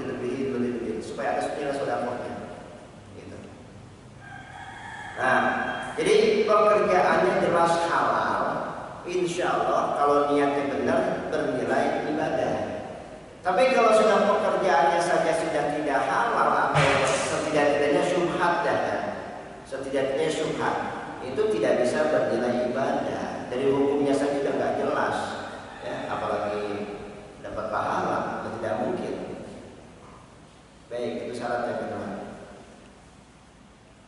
Yang ketiga, agar pekerjaan ini bisa bernilai ibadah, pekerjaan kita jangan sampai mengalahkan ibadah mahdhah. Ya. Ibadah mahdhah itu apa? Ya sholat, baca Quran, ibadah yang sifatnya vertikal, yang hubungan antara kita dengan Allah Subhanahu wa Ta'ala. Sesibuk apapun kita ibadah bekerja, seperti dalam sholat duha 2 rakaat, berapa lama sih? Cuma 5 menit sholat duha. Zuhur, ya apalagi zuhur. Syukur kalau di kantornya ada musholah berjamaah, jangan sholat sendirian. Ya. Kalau kita terlalu sibuk bekerja sampai kita melupakan ibadah kita kepada Allah Subhanahu wa Ta'ala, maka tidak akan bernilai ibadah pekerjaan itu. Makanya silakan bekerja di kantor, silakan bisnis, silakan kerja apapun, tapi jangan lupakan ibadah. Kewajiban kita itu di atas segala-galanya daripada urusan-urusan pekerjaan itu. Ada Pak orang kaya, ya orang kaya, duitnya banyak, tapi nggak mau haji. Apa alasannya? Aduh, saya sibuk urus bisnis saya banyak di sini, di sana, bisnis ini, bisnis itu, nggak sempat ibadah haji. Ya Allah, ya Allah. Padahal udah lebih dari mampu. Jangankan buat dia sendiri, sekeluarga di berangkat haji bareng, cukup uangnya, tapi nggak pernah berangkat haji dengan alasan sibuk ngurusin bisnis, ngurusin usaha. Ini yang kata Nabi, barang siapa yang sudah punya kemampuan tapi juga belum melaksanakan ibadah haji, silakan pilih mau mati dalam keadaan Yahudi atau Nasrani.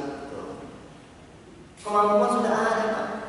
Banyak orang yang nggak punya kemampuan tapi punya kemauan yang kuat, nggak berangkat. Ini kemampuan ada, bukan cuma dirinya saja, sekeluarga dia berangkat haji pasti bisa. Tapi nggak pernah ada kemauan karena alasan sibuk ini itu, kerja, bisnis, usaha dan sebagainya. Dunia terus yang dipikirkan. Ya. Jadi pekerjaan yang seperti itu tuh hanya akan menjauhkan dirinya kepada Allah, nggak bernilai ibadah. Nah, jadi sesibuk apapun kita, makanya kata Nabi ini dalam sebuah hadis, ya Bani Adam, tafarraqu ibadati amla sadaraka dinan wa asudul faqraka. Wahai Bani Adam, manusia, luangkanlah waktumu untuk beribadah kepadaku. Niscaya aku akan penuhi dadamu dengan kekayaan, dan aku akan menghindarkan kamu dari kefakiran. Itu janji Allah. Ini hadis bukan Nabi yang bicara, Allah, hadis kursi. Ya. Ini hadis kursi. Firman Allah yang Allah turunkan kepada Nabi Muhammad di luar Al-Quran, hadis kursi. Hai Bani Adam, luangkan waktumu untuk beribadah kepadaku. Niscaya aku akan penuhi dadamu dengan kekayaan, dan aku akan hindarkan kamu dari kemiskinan. Ini Allah yang janji. Kalau kita ibadah, kita utamakan Allah, ya, karena ada istilah ya, Allah dulu, Allah lagi, Allah lagi gitu ya. Jadi kepentingan Allah itu harus lebih kita dahulukan daripada kepentingan kita dan dunia. Insya Allah Pak, kalau kita mendahulukan ibadah, hati kita ini kaya rasanya. Walaupun harta kita nggak banyak, tapi hati kita kan yang penting kekayaan itu kan sini ya. Yang penting kekayaan itu di hati. Buat apa kita harta sabar, tapi kalau nggak pernah mendapatkan ketenangan dalam hidup, buat apa? Duit banyak, tapi nggak pernah merasakan kedamaian, buat apa? Kekayaan itu kan yang penting di hati kita bahagia, tenang. Yang penting semua urusan bisa beres, kebutuhan tercukupi. Begitu aja udah. Ngapain kita ngejar-ngejar dunia terus yang nggak mungkin kita mau mati? Tuh, amlak saudara kinan kata Allah, aku akan penuhi dadamu dengan kekayaan. Dan yang terpenting lagi, wa asudul faqraka, dan aku akan insya Allah ahli ibadah tidak akan miskin hidupnya. Maknanya pemiskin, miskin itu selalu merasa kurang, miskin itu. Makanya banyak orang yang punya mobil mewah tapi miskin sebetulnya. Rumahnya megah tapi miskin, hartanya berlimpah tapi miskin. Kenapa? Kurang. Tapi ada orang yang rumahnya di RSS. Waduh. Apa tuh? Ya. Rumah sangat sederhana, susah selonjor, solo sini. Walaupun ukuran 2x3, mama kayak ruko aja 2x3. Tapi kalau bersyukur, hatinya lapang. Hidup di kontrakan laksana di Pondok Indah. Dan itu orang yang bersyukur. Tapi yang nggak pernah bersyukur, yang kurang terus, itu walaupun di Pondok Indah laksana di rumah kumuh. Ya. Kekayaan itu ya ada di sini, kemiskinan juga ada di sini. Orang yang ahli ibadah, insya Allah kasih kekayaan hati, sehingga hatinya itu enggak merasa susah, walaupun sulit, sama aja. Enggak merasa susah, walaupun sebetulnya sulit. Kesulitan itu dianggap seni aja udah. Itu orang yang ahli ibadah begitu. Makanya kata Allah tadi, tafarraq li ibadati, luangkan waktumu untuk ibadah padaku. Ini kadang kita terbalik, Pak. Kita ibadah di sisa waktu, ya kan? Kalau besok ibadah kayak udah. Kata Allah, tafarraq li ibadati, kita yang harus meluangkan waktu. Sesibuk apapun kita, waktu kita jangan cuma buat dunia saja. Sisihkan waktu kita untuk Allah. Begitu. Baru nanti Allah kasih kekayaan hati dan Allah hindarkan kita dari kemiskinan. Kemiskinan hati terutama. Syukur-syukur bisa kemiskinan terhindar dari kemiskinan materi. Sebaliknya, wa illa taf'al malatu yadaika syughlan wa lam asudu faqraka. Tapi kalau kamu tidak meluangkan waktu untuk beribadah padaku, bisa jadi aku berikan kamu kesibukan dunia. Tapi maaf, aku tidak akan meninggalkan kamu dari kemiskinan. Itu maafin amat saya aja maafnya. Jadi kalau kita sibuk dengan dunia, kita tidak luangkan waktu untuk ibadah pada Allah, bisa aja Allah tambah kesibukan kita. Oke, itu yang kau mau, nih aku kasih lagi, nih urus bisnis lagi, nih usaha ini, silakan urus. Kaya kita Pak, kaya, sibuk kita. Tapi nanti ketika kita jatuh bangkrut, Allah tidak tolong lagi. Kayak banyak orang yang punya usahanya banyak, bisnisnya besar, duitnya banyak, jatuh bangkrut, nggak balik jadi kaya lagi Pak. Kenapa? Itu tadi Allah sudah kasih istidraj di depan. Gara-gara kita jauh dari Allah, ya. Makanya jangan bangga dulu kalau kita kaya, jangan senang dulu kalau kita hidup berlebih. Belum tentu itu merupakan nikmat dari Allah. Yang kita khawatir itu merupakan istidraj. Kalau istidraj ya, istidraj itu pemberian Allah berikan kita apa yang kita mau, tapi nanti Allah ancam dengan kesengsaraan di belakangnya. Itu istidraj. Kemudian kita hidup biasa aja Pak, ya. Mendingan berangkat dari nol dulu dah, ya. Berangkat dari nol dulu, tapi kita dekati Allah, kita ibadah, lama-lama hidup kita makin baik. Itu. Mendingan begitu daripada kita kaya, mewah, punya segalanya, jauh dari Allah, bangkrut, habis-habisan nggak balik lagi ke harta. Jadi luangkan waktu untuk ibadah mahdoh kepada Allah. Jadi pekerjaan kita kalau hanya membuat kita jauh dari Allah, kita tidak laksanakan ibadah, itu tidak bernilai ibadah. Bekerjanya kita tidak bernilai ibadah. Sibuk bisnis itu sampai-sampai nggak sempat ibadah haji. Sibuk ngurus usaha sampai-sampai nggak sempat meluangkan waktu untuk ibadah kepada Allah. Itu tidak akan bernilai ibadah. Pekerjaannya semacam itu.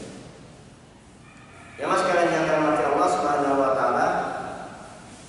Baik, yang keempat, pekerjaan akan bernilai ibadah kalau tujuannya bukan untuk hidup bermewah-mewahan. Ya. Ada orang yang semangat bekerja, ya gairah kerjanya luar biasa, tapi apa? Supaya pengen kaya, nggak mau kalah sama tetangganya, ya tetangganya membangun rumah, semangat kerja dia supaya pengen kayak dia, bahkan lebih dari dia. Dan orang hasad itu kali ya, selalu pengen lebih dari orang lain, gitu.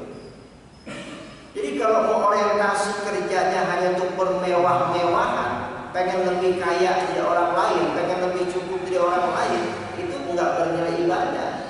Karena sama dengan itu apa namanya? Kalau dalam bahasa Al-Quran itu at-takasur. Makanya dijadikan nama surat itu at-takasur, bermegah-megahan. Kata Allah, alhaakumut takasur hatta zurtumul maqabir kalla sawfa ta'lamun tsumma kalla sawfa ta'lamun. Alhaakumut takasur, hidup bermegah-megahan telah melalaikan kalian. Tuh, ngejar dunia, pengen kaya, pengen punya mobil mewah, pengen punya rumah megah, pengen punya harta banyak, melalaikan kita kepada Allah Subhanahu wa taala. Kayak tadi itu enggak sempat ibadah. Pengen lebih kaya dari orang lain, itu takasur namanya, bermegah-megahan. Hatta zurtumul maqabir, sampai kalian itu masuk ke liang kubur. Kalla sawfa ta'lamun, jangan, kata Allah, nanti kamu akan tahu akibatnya. Tsumma kalla sawfa ta'lamun, jangan, Allah ulangi lagi, jangan, nanti kamu akan tahu akibatnya. Jadi orang yang hidupnya bermegah-megahan, ya, yang orientasi kerjanya itu hanya untuk mencari kemewahan, nanti akan ada akibat yang dia tidak inginkan. Contohnya Fir'aun, kayak kurang kaya apa ya Fir'aun, ya kan? Kunci gudangnya saja yang bawa onta, bukan orang, kan? Satu B-nya itu baru kuncinya, belum pintunya sudah dialahin. Apa sudah dialahin? Gede banget, pintunya gede banget karena gudang juga gede banget. Isinya emas, perak, perhiasan, duit. Ya. Kuncinya yang bawa onta, saking kayanya. Tapi apa akibatnya? Karena dia lupa dengan janji-janjinya ketika dia masih miskin dulu, ya. Hartanya dihambur-hamburkan di jalan maksiat. Semakin jauh dia dari Allah Subhanahu wa taala, akhirnya apa? Allah kasih hukuman, Allah ambleskan seluruh harta kekayaan Fir'aun ke dalam perut bumi. Itu yang Allah katakan, walam asudul faqr, katanya, aku tidak akan menghindarkan kamu dari kefakiran. Hidup bermegah-megahan, kerjanya hanya untuk supaya punya ini, punya itu, supaya lebih kaya dari si anu, lebih kaya dari si anu, ya, itu hanya tidak akan membuahkan pahala pekerjaannya itu, tidak akan bernilai ibadah. Hidup bermegah-megahan. Baik. Kemudian yang kelima, agar ibadah ini agar pekerjaan kita menjadi ibadah pada Allah Subhanahu wa taala, pekerjaan ini harus dilakukan secara profesional dan bertanggung jawab. Apapun pekerjaan kita lakukan secara profesional dalam rangka berkhidmat untuk umat, berkhidmat untuk masyarakat. Ya, kita kerja, umpamanya kita memberikan layanan-layanan yang maksimal. Jangan kerja masuk jam 7 berapa jam 8, ada yang begitu. Kantor harus jam 7 diberangkat ke jam 8, pulang harusnya jam 4, setengah 3 udah pulang. Jadi benarnya orang yang tidak profesional dan tidak bertanggung jawab, padahal tugas-tugas itu banyak. Maka apa? Korupsi itu bukan cuma berupa uang, Pak, tapi juga bisa berupa waktu. Kan kita sudah tekan kontrak, umpamanya ya kerja nih, masuk jam 7, umpama ya pulang jam 4, ternyata berangkat jam 8, pulang jam 3. Ini sudah korupsi waktu. Hati-hati itu. Waktu yang seharusnya kita pakai untuk bekerja, ya, itu nanti akan menjadi ya sama seperti kita korupsi uang, ya, akan dimintakan pertanggungjawaban di hadapan Allah Subhanahu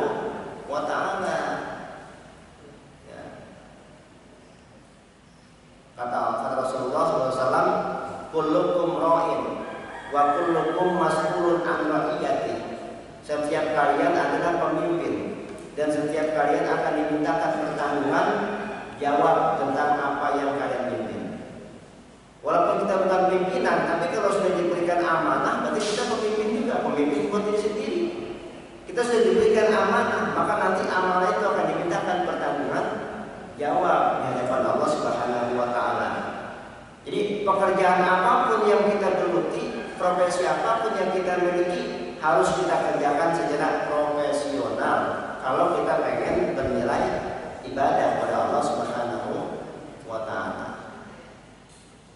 Yang terakhir, agar pekerjaan kita bisa bernilai ibadah, jangan lupa hasil dari pekerjaan kita itu gunakan untuk berjuang, berinfak di jalan Allah Subhanahu wa taala. Jangan kita menganggap bahwa uang kita, harta kita adalah hasil kerja keras kita dan tidak ada hubungannya dengan orang lain. Salah besar. Allah Subhanahu wa taala telah mengingatkan kita dalam beberapa ayatnya dengan redaksi yang sama, wa fi amwalihim haqqun lis-sa'ili wal mahrum. Di dalam harta orang-orang kaya, di situ ada hak fakir miskin, baik yang meminta-minta maupun yang tidak meminta-minta. Jadi kita punya harta dari hasil kerja keras kita, ya, itu ada hak orang lain. Maka jangan kita merasa oh ini harta saya hasilkan dari kerja keras saya, pagi siang malam, banting tulang, keras keringat, kepala dibuat kaki, kaki dibuat kepala. Ini harta saya, hasil kerja keras saya. Kenapa harus saya berikan pada orang lain? Insya Allah. Jadi yang namanya harta itu tidak lebih sebagai titipan dari Allah Subhanahu wa taala. Jangan lupa walaupun kita mempunyai hasil kerja keras kita, kalau bukan dari pertolongan Allah belum tentu kita bisa kerjakan. Banyak orang lain yang nganggur seumur umur, ya bertahun-tahun nganggur. Kita bekerja itu karena Allah Subhanahu wa taala yang memberikan kita anugerah. Makanya harus disyukuri. Caranya bagaimana? Saling berbagi. Saling berbagi itu cara bersyukur. Mensyukuri nikmat berupa pekerjaan yang diberikan Allah Subhanahu wa taala. Jangan lantas mengatakan ini hasil kerja keras saya, tidak ada hubungannya dengan orang lain. Wa fi amwalihim haqqun lis-sa'ili wal mahrum. Di dalam harta orang-orang yang punya kelebihan itu ada hak fakir miskin, yang baik yang meminta-minta maupun yang malu. Sebab orang miskin itu ada dua, Pak. Ada orang miskin yang berani minta-minta, ya, mentalnya muka tembok lah. Ya bukan ada tertahan juga ya, daripada anak ini nggak makan diminta juga ya. Ada juga yang nggak mau minta-minta karena malu, menjaga harga diri, menjaga ifah, istilahnya itu bahasa agamanya ifah, harga diri. Pokoknya apapun yang terjadi kita jangan sampai minta-minta. Ya, dapat rezeki makan, nggak puasa katanya. Ini orang miskin yang menjaga ifahnya, harga dirinya. Orang miskin ada lagi orang miskin yang berani meminta-minta, ya itu pun masih wajar karena memang miskin. Ya, yang nggak wajar itu udah punya mobil masih minta-minta. Ya, ada kan? Banyak. Itu di pinggir jalan itu orang pengemis, punya komplek kampungnya. Rumahnya bagus-bagus. Di sini aja kelihatan gembel. Kan ada di YouTube tuh, pengemis punya penghasilan sehari 300.000. Ya Allah, sehari 300.000 itu pengemis, Pak. Itu kalau dikalikan 30 hari lah 9 juta. Kalah gaji saya. Saya ngajar di kampus nggak sampai segitu gaji saya. Jadi pengemis sehari 300, sebulan 9 juta. Jemaah sekalian yang dirahmati Allah Subhanahu wa taala, kembali. Jadi agar pekerjaan kita bisa bernilai ibadah, hasil yang kita dapatkan jangan lupa kita saling berbagi. Lihat kiri kanan kita, tetangga kita, ada yang nggak makan, ada yang nggak masak, ada yang nggak bisa menyekolahkan anaknya, begitu. Jangan sampai kata Nabi ini, laisa min ummati Man bata yaumuhu sab'ana wa jaruhu ja'irun wa huwa ya'lamu bihi. Bukan golongan umatku orang yang sehari-harinya perutnya kenyang, sementara ada tetangganya yang kelaparan dan dia diam saja padahal dia tahu. Ya Allah, nggak diakui Pak kita sebagai umat Nabi. Makan enak, perut kenyang, duit cukup, anak pada sekolah di luar negeri malah. Paling tidak di sekolah-sekolah yang munafik. Tapi ada tetangganya kelaparan, nggak bisa makan karena memang nggak ada yang dimakan. Ya Pak ya. Kalau kita nggak bisa makan karena sakit, yang kebanyakan duit makan apa aja jadi penyakit.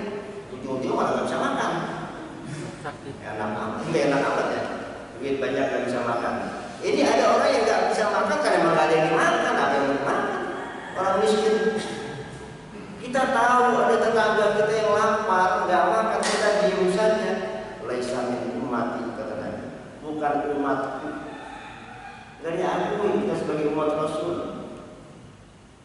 Makanya kalau mengaku cinta kepada Rasulullah, cintai juga orang-orang yang dicintai oleh Rasulullah. Siapa? Fakir, miskin, dan anak-anak yatim. Kita ngaku cinta kepada Rasul. Nggak cukup Pak kita sholawatan 10.000 kali untuk membuktikan cinta kita kepada Rasul. Kalau kita diam saja melihat orang miskin kita nggak bantu, nggak cukup. Belum dianggap sebagai umat Rasul. Makanya jangan lupa tuh kalau kita sukses punya rezeki, lihat di negara kita, ya. Ada nggak tetangga kita di sini yang masih kekurangan? Itu saling berbagi. Kalau perlu jadi orang tua asuhnya, kalau perlu biayai kehidupannya, biayai sekolahnya dan sebagainya. Ya mas sekalian dirahmati Allah Subhanahu Wa Taala, itulah 6 syarat agar pekerjaan kita ini bisa bernilai ibadah. Kalau 6 syarat itu tidak ada, maka bisa jadi pekerjaan kita tidak lebih dari urusan-urusan dunia saja. Saya ulangi supaya nggak lupa ya. Supaya pekerjaan kita bisa bernilai ibadah ada 6 syaratnya. Yang pertama, niatkan karena Allah Subhanahu Wa Taala. Yang kedua, pekerjaannya harus jelas halalnya. Yang ketiga, tidak mengalahkan ibadah mahdohnya kepada Allah. Yang keempat, tidak untuk bermewah-mewahan. Yang kelima, dilakukan dengan profesional dan penuh tanggung jawab. Dan yang keenam, hasilnya dinafkahkan di jalan Allah Subhanahu Wa Taala. Mudah-mudahan pekerjaan yang kita ikuti selama ini memenuhi 6 syarat tadi. Amin. Ya Rabbal Alamin. Supaya pekerjaan kita itu bukan terorientasi untuk urusan dunia, tapi menghasilkan ibadah kepada Allah Subhanahu Wa Taala. Demikian yang dapat saya sampaikan, mudah-mudahan ada manfaatnya. Dan kurangnya mohon maaf. Billahi taufiq wal hidayah. Wassalamualaikum warahmatullahi wabarakatuh. Waalaikumsalam warahmatullahi wabarakatuh. Alhamdulillah jazakallahu katsir pada Ustaz Haji Syarif Mukti yang telah menyampaikan pelajarannya pada pagi hari ini, yaitu terkait masalah jadikan pekerjaan kita sebagai nilai ibadah. Banyak hal yang sudah disampaikan, mudah-mudahan bisa kita terapkan dalam kehidupan sehari-hari. Kita langsung pada sesi tanya jawab, silakan. 1, ada lagi? Ibu-ibu ada ibu?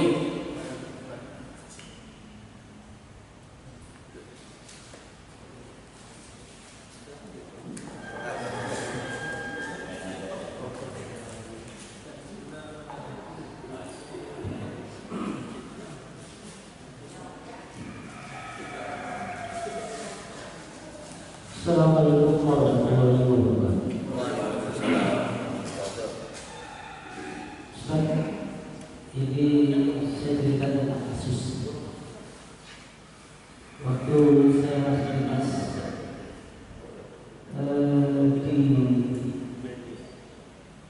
di Garuda, itu seorang perempuan lain untuk luar negeri dan tugas dia adalah memberikan minuman. Maaf, spekannya lebih jelas. Jadi seorang pramugara dia ditugaskan untuk memberi minuman, dan ini tugas luar negeri. Salah satu minuman yang diberikan, yang harus diberikan adalah bir, minuman keras. Luar negeri itu ada minuman keras untuk disajikan kepada penumpang, terutama first class dan business class. Orang ini sebagai pramugara tidak bersedia karena merasa beriman, tidak bersedia melayani sebagai tugasnya, karena dia memberikan bir, merasa berdosa. Sedangkan ini tugas dia ada di tempat itu. Nah, salah ini membuat suasana kerja di kelompok mereka tidak kondusif. Nah, ini bagaimana masalahnya ini, Ustaz? Tentu dia merasa benar bahwa dia berdosa, tapi dia tugasnya memang penyajiannya itu memang harus disajikan seperti itu. Nah, itu bagaimana? Kalau dia bilang dia merasa ngotot, dia mulai kamu keluar aja, ya kan? Keluar dari kerjaan ini, bukan dari perusahaan ini. Tapi kan untuk dia keluar tidak semudah apa yang kita katakan untuk dapat pekerjaan yang baru. Padahal kalau dia nggak kerja, anak istrinya tidak mendapat nafkah. Nah, ini gimana pandangan agama kita dalam menghadapi seperti ini? Terima kasih. Assalamualaikum warahmatullahi wabarakatuh. Waalaikumsalam. Ya, Saya lagi langsung dulu Pak. Nanti kemudian Pak. Baik, pertanyaan yang bagus dari Pak Agus Herwi. Terkait dengan hukum dan sikap, ya. Khamr atau minuman keras dengan berbagai bentuknya, ada bir, ada whisky, ada topi mendeng dan sebagainya. Dalam Quran itu sudah jelas, innamal khamru wal maisiru wal ansabu wal azlamu rijsun min amali syaitan fajtanibuhu la'allakum tuflihun. Khamar, judi, memberikan sesaji buat berhala, mengundi nasib dengan anak panah, itu semuanya rijsun, najis. Fajtanibuhu min amali syaitan, dan itu bagian dari pekerjaan syaitan. Maka jauhilah fajtanibuhu la'allakum tuflihun, agar kalian beruntung. Minuman keras hukumnya haram. Dan dalam sebuah hadis dikatakan bahwa Allah melaknat orang yang membuat minuman keras, yang meminumnya, yang bahkan yang membawanya. Nah, ini terkait dengan pekerjaan tadi, ya. Jadi orang yang membawa, apalagi membawa untuk menyajikan, membawa dengan tidak ada tujuan itu saja, itu sudah dilarang. Apalagi membawa untuk disajikan kepada orang lain, yang artinya dia memberikan kesempatan orang lain untuk berbuat dosa, ya, maka dia pun akan mendapatkan dosa, ya. Jadi kalau ada pekerjaan semacam itu, ya seharusnya mau dihindarkan. Artinya kita harus bisa mengambil sikap keluar. Nah, lalu gimana antara anak istrinya? Ingat, Allah sudah berjanji, wa may yattaqillaha yaj'al lahu makhraja wa yarzuqhu min haitsu la yahtasib. Barang siapa yang bertakwa kepada Allah, Allah akan berikan jalan keluar, dan Allah akan berikan rezeki dari jalan yang tidak disangka-sangka. Orang yang keluar dari pekerjaan yang haram ini bukti bahwa dia bertakwa. Dia takut kepada Allah. Makanya apapun resikonya dia keluar. Dia nggak mau lagi terusin pekerjaannya. Karena pekerjaannya itu mendorong dia untuk berbuat haram, gitu kan? Maka dia keluar. Ini sikap yang bagus, ya. Dan gimana anak istrinya? Ya tadi itu Allah sudah berjanji. Allah pasti kasih rezeki dengan cara-cara yang kadang-kadang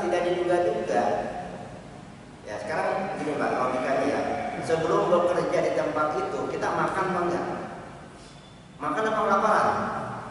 Saya rasa masih makan, ya, walaupun sederhana. Waktu masuk surga belum tahu. Iya, belum kawin tapi kan makan kan? Tiap hari makan kan? Makan aja. Pasti Allah kasih makan dengan jalan-jalan yang kita tidak tahu. Ya memang awal-awalnya diuji dulu Pak. Orang kalau sudah berani menentukan sikap, pasti diuji oleh Allah. Itu pasti. Maaf, saya punya jamaah kerja di perusahaan perbankan, ya. Setelah dia banyak mengkaji, akhirnya dia memutuskan untuk keluar dari perusahaan itu karena dia takut ribanya, gitu. Keluar dari pekerjaan, emang susah dulu Pak, susah dulu. Tapi dia mikir, gimana ya caranya jadi duit ya. Akhirnya dia jualan online, dan laku. Emang awalnya susah dulu, tapi lama laku. Terus ngapain lagi? Sambil nyambil lagi dia nge-Grab. Tapi makan tiap hari Pak. Dari hasil jualan online, dari hasil Grab itu ada aja yang bisa buat makan. Artinya Allah masih kasih rezeki, gitu kan? Sekarang, masya Allah, dia sudah punya usaha yang lain, yang rezekinya, penghasilannya lebih dari sekedar dia kerja di perusahaan perbankan tadi. Awalnya memang Allah uji orang yang mau mengambil sikap karena takut kepada Allah uji dulu. Tapi lama-kelamaan Allah tingkatkan lagi kehidupannya sebagai hadiah dari keberaniannya menentukan sikap karena takut kepada Allah Subhanahu wa Ta'ala. Gitu kan? Jadi nggak usah takut. Aduh, ntar anak bini saya makan apa? Nggak nyusu, nggak ini, nggak usah takut. Nahnu narzuquhum wa iyyakum, kata Allah gitu. Kami yang memberikan makan mereka dan juga kepada kamu, kata Allah gitu. Nggak usah takut. Allah yang memberikan makan anak kita, emang yang ngasih rezeki kita, bukan Allah. Anak kita itu yang nanggung Allah. Wa ma min dabbatin fil ardi illa 'ala Allahi rizquha. Tidak ada satu makhluk pun yang merata di bumi ini kecuali sudah Allah tentukan rezekinya. Gitu kan? Apalagi kita punya anak, Allah kasih titipan. Jadi anak itu kan titipan. Yang namanya nitip pasti dibekali dong. Ya.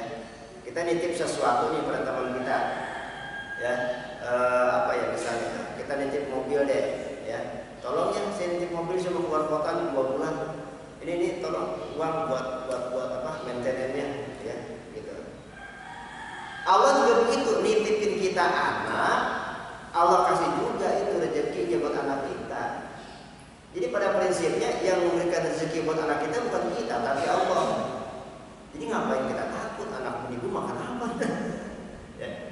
Ambil sikap, harus gentle kita, harus satria, yakin pada Allah. Allah itu kesel sama kita Pak kalau kita nggak yakin. Bahasa saya begitu tuh. Allah tuh kesel sama kita kalau kita nggak yakin. Makanya kita harus husnudzon kepada Allah. Dan pernah kita bahas ya apa akhlak kepada Allah.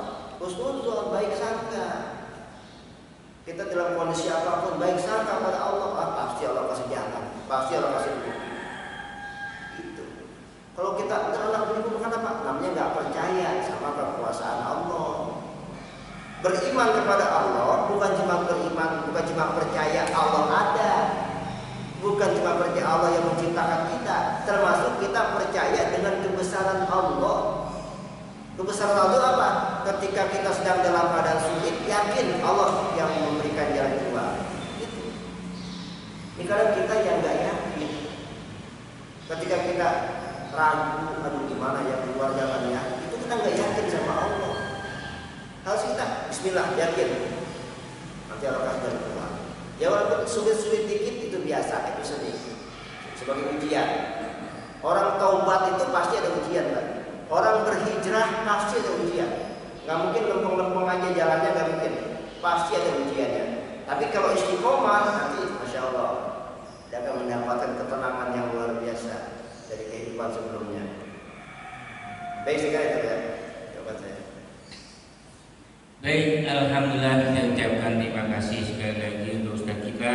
Semoga Allah menambah kebaikan untuk beliau dan untuk kita semua. dan marilah